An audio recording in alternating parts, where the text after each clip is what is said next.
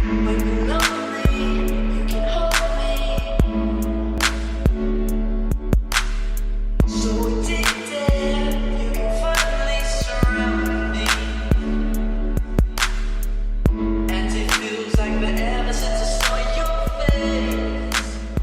guys, thanks for joining us today.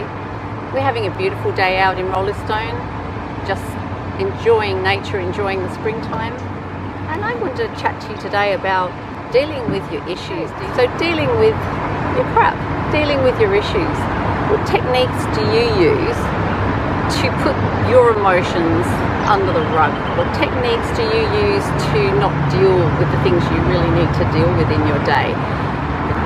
The things that are actually causing you to not be your authentic self, to not act the way you want to act, to not have the relationships you want to have, to not be able to interact with people on a day-to-day basis from a place of real love and care, compassion. What gets in the way for you? What techniques do you use so that you don't have to deal with some of your the inner stuff, the deep stuff, the stuff that actually creates your world without you knowing it? It's like the silent undercurrent of what reflects back at you every single day, but you think if you push it down, if you pop it under the rug, you won't have to deal with it. Is that you? Well, you do have to deal with it, because even though you've pushed it down, it's there, it's very relevant. It comes out in your energy. First and foremost, it's just breathing in your energy. People pick it up. How you deal with people, your resistance to people, how you are in your relationship with your close ones, how you every day, how you feel, your resistance to life in general, your language, everything is around that emotional self, which can overpower, take over without you knowing it. You feel like you've pushed it down, but yet you haven't. It's going to come up because it's underlying fears, it's underlying trash that you need to deal with. It's your crap. So how do you deal with it? How do you get that up so that you can have a different lifestyle? So that you can actually live differently, speak differently, learn to love more, open your heart. So what do you need to do? You certainly don't need to be pushing it down or keeping it at bay under a rug. You certainly don't need to be suppressing.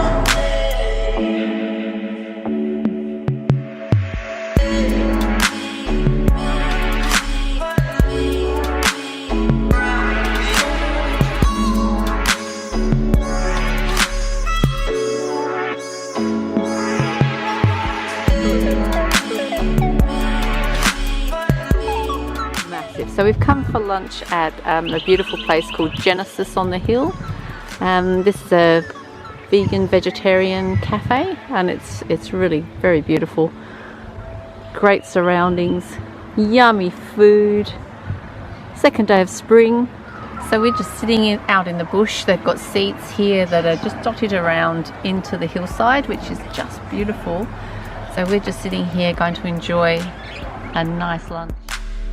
So deep there, you can finally surround me, and it feels like forever since I saw your face, and it's only been one day. So we've had a pretty cold winter in Perth, cold for us anyway, so because we're used to long hot summers, we get really cold, and we've had a cold winter. So this is our first real break into slightly warmer weather.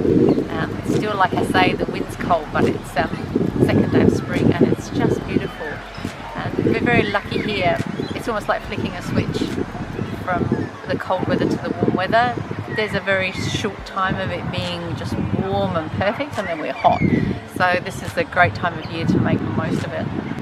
We're about an hour away from home at the moment, so we live down the coast. This is a fair way up in the hills. I spent a fair bit of time up here as a kid. I grew up here for a number of years, so it's a bit like coming home, although it's changed. It's really nice to come back to the hills and have beautiful greenery around you. Real different, isn't it, from the beach life? You know, we're next to the beach, and we've it's sand and ocean, which is, it's magnificent, but it's also nice to come up here and back into the hills and everything this time of the year is so green, and only will get greener through the winter. Yeah. So it's lovely to come back. It's gorgeous.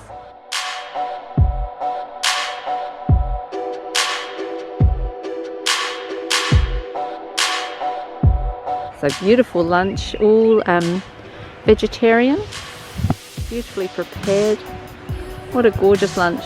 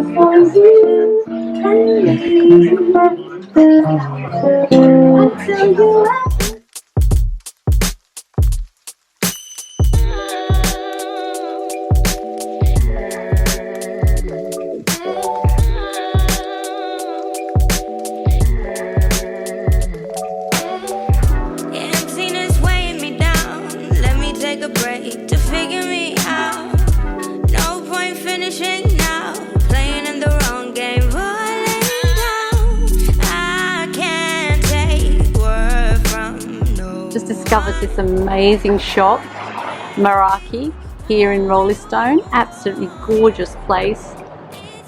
The very beautiful owner who cares about fair trade, products that don't involve working in sweatshops, all natural products, very beautiful products. You can see how she's reflected in her shop, the designs, the products, the care, the love behind it.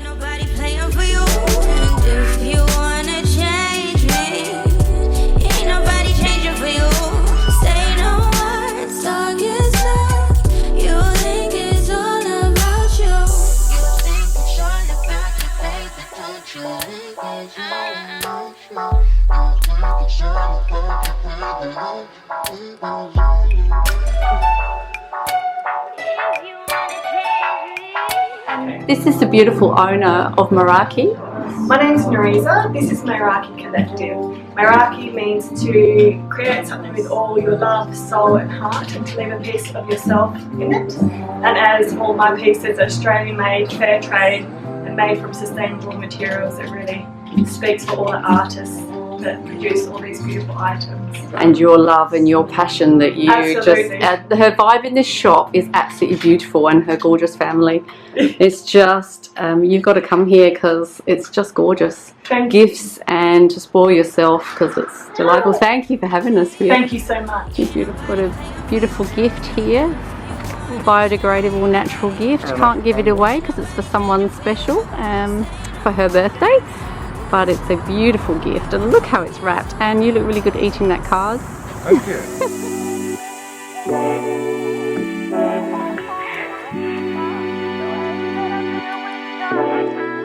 Do you push unwanted ideas, relationship issues, emotional trauma, or confusing situations under the so-called rug?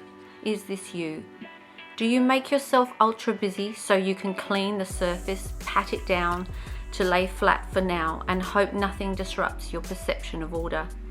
However hard you try, it seems that these unwanted emotions, issues, life's bumps keep tripping you up. The damn rug just won't lie flat, well, not for long enough. Ever so often, as you carefully or maybe haphazardly flatten or crush the lumps and bumps, do they reappear somewhere else? Maybe in health, resistance, strong regretted words, overspending to ease the pain, or the constant longing of running away, having a break from it all. Busy, no time for anything, lots of distractions and many issues to complain and worry about, all the time concealing what's underneath the rug. What are you hiding from? What do you suppress? veil, tuck away. It seems so messy, so bewildering, so frustrating to expose all that you stash beneath that rug. So much disorder will arise, so much care for what others will think of your mess. To uncover, to unmask, will leave you naked, stripped, or maybe even ashamed. The suppression of all this untold clutter will only build more resistance, more discomfort, larger obstacles to trip over as time goes on. And as with every pile of crap, it just gets worse, harder to conceal, to tuck away. The more you hide, the more you will have to disguise and overlook. The bigger the rug will have to get. You can take shelter, but it's not the easy way, I promise you. For me, it just got to a place where there was no more room. I was tired, sick, and just gave up. I thought I had to protect myself, and from what? The irony was, once I didn't repress my emotions any longer, once I took the time and effort to observe what was under my rug, all was revealed. And guess what? A solace, a calmness appeared, alleviation of pain, lacking, suffering and resistance. I was confronted by my release, and a whole new me appeared.